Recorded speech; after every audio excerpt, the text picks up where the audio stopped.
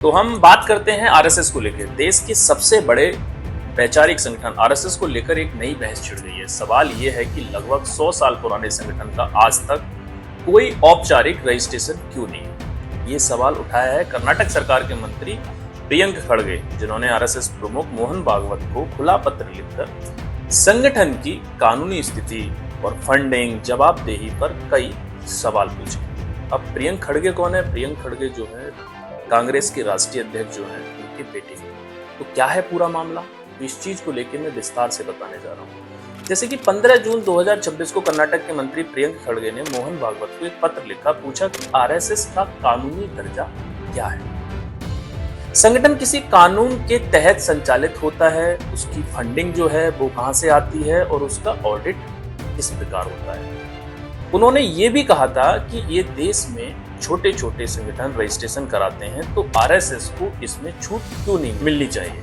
इस तरीके के जो सवाल थे उन्होंने चिट्ठी के जरिए मोहन भागवत को लिखे। और प्रियंक खड़गे ने एक सार्वजनिक रूप से भी ये कहा था कि पारदर्शिता और जवाबदेही में लोकतंत्र की बुनियादी शर्तें हैं और इतने बड़े संगठन को भी इन मानकों पर खरा उतरना चाहिए, क्योंकि आरएसएस 100 साल पुराना संगठन है। आरएसएस एक बहुत बड़ा समूह है। इस पर इस चिट्ठी के जवाब में आरएसएस के जो चीफ हैं यानी मोहन भागवत, उन्होंने क्या जवाब दिया है, ये जवाब के बारे में मैं पूरा विस्तार से बता रहा हूँ। आप इस स्टोरी को बिल्कुल आराम से देखिए। आरएसएस प्रमुख जो मोहन भागवत है इस मांग को राजनीतिक मुद्दा बताते हुए कहा कि हर संस्था का रजिस्ट्रेशन होना जरूरी नहीं है। उन्होंने ये तक कहा कि हिंदू धर्म भी रजिस्टर्ड नहीं है और रजिस्ट्रेशन सामान्यतः उन संस्थाओं को चाहिए होता है जो सरकारी अनुदान या विशेष कानूनी लाभ लेना चाहते हैं।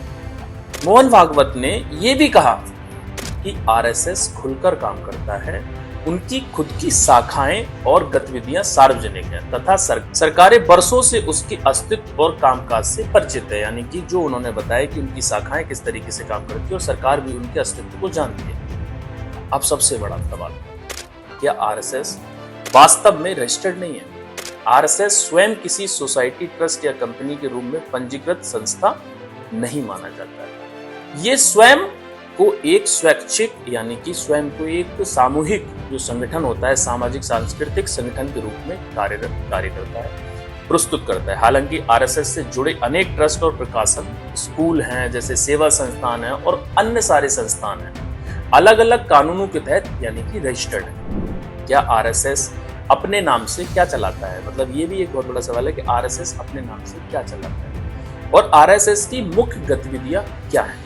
इस चीज को भी मैं आपको विस्तार से बताने जा रहा हूँ। जैसे देश भर में आरएसएस की कई सारी शाखाएं हैं, देश भर में काम करती हैं, शिक्षा के लिए अलग काम करती हैं, संगठन के लिए अलग काम करती हैं। तो संघ शिक्षा वर्ग और प्रशिक्षण वर्ग के लिए शिविर लगाता है आरएसएस, यानी आरएसएस एक समूह है।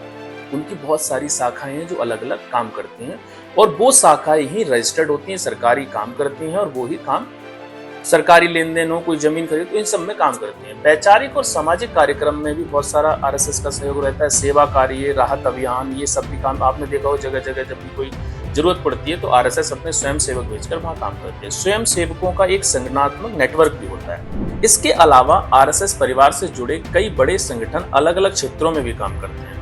जैसे आरएसएस के पास सबसे बड़ी राजनीति अगर पॉलिटिकल शाखा कोई जिसको वो सपोर्ट करते हैं वो इस समय भारतीय जनता पार्टी है, विश्व हिंदू परिषद है और अखिल भारतीय विद्यार्थी परिषद यानी कि एबीवी भी आरएसएस के लिए एक संगठन यानी कि एक उसकी में काम करती है। तो जैसे भारतीय मजदूर संघ भी आरएसएस के अंडर में ही काम करती है, उनकी एक अन्वय एक शाखा है।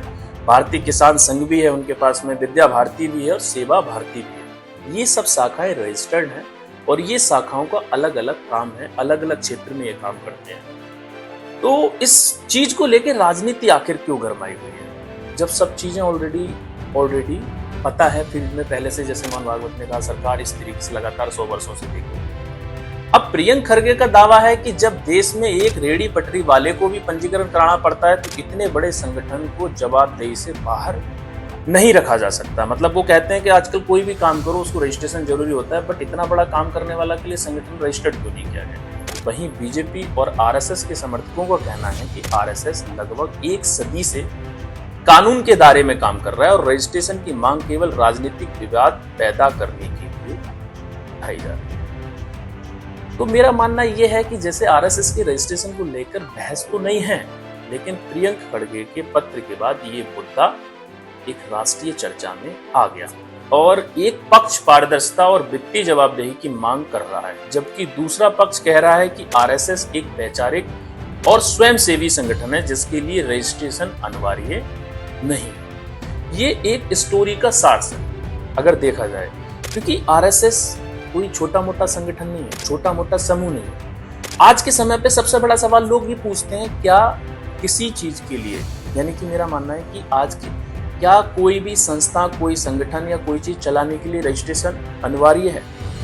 नहीं, ऐसा कुछ नहीं।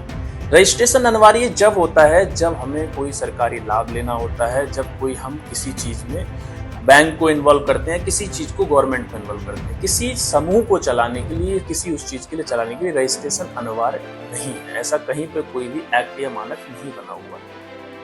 फिर आ जाता है कि आरएसएस इसमें कैसे फंड्स लेता है, कैसे डोनेट, मतलब इतना बड़ा संगठन, उनके नाम पे काफी सारी संपत्ति होती है। तो उसका जवाब ये है कि आरएसएस के पास में बहुत सारी उनकी संस्थाएं हैं, जो संस्थाएं आरएसएस के लिए ही काम करती हैं, उनके स्वयं सेवकों के लिए काम करती हैं, अलग अलग क्षेत्रों में काम करती हैं। वो जितनी भी संस्थाएं हैं वो सब रजिस्टर्ड है, उन रजिस्टर्ड बैंक से लेन देन होता है, बाकायदा ये सब चीजें काम करती हैं। चाहे कोई भी इनके हेडक्वार्टर्स हो, जमीन की खरीद फरोख्त हो, वो सब उन संस्थाओं के नाम से होता है। आरएसएस के जो स्वयंसेवक होते हैं वो उन सब संस्थाओं से जुड़े हुए होते हैं। तो आरएसएस को लेकर जिस तरीके का एक विवाद छिड़ा हुआ है, क्योंकि प्रियंक खड़गे ने इस चीज को लेकर सवाल उठाया था कि मल्लिकार्जुन खड़गे के बेटे हैं, राष्ट्रीय अध्यक्ष हैं कांग्रेस के, वो विपक्ष की सबसे बड़ी पार्टी है वो, इस वजह से ये मुद्दा जो है गर्मा गया है। तो आरएसएस को लेकर जिस तरीके से मैंने बात बताई, अगर इसमें कोई और सवाल और कोई भी और सवाल ऐसा छूट जाए जो लोग करना चाहें, वो कमेंट बॉक्स में लिख सकते हैं। मैं नेक्स्ट वीडियो में जरूर बताऊँ। तब तक के लिए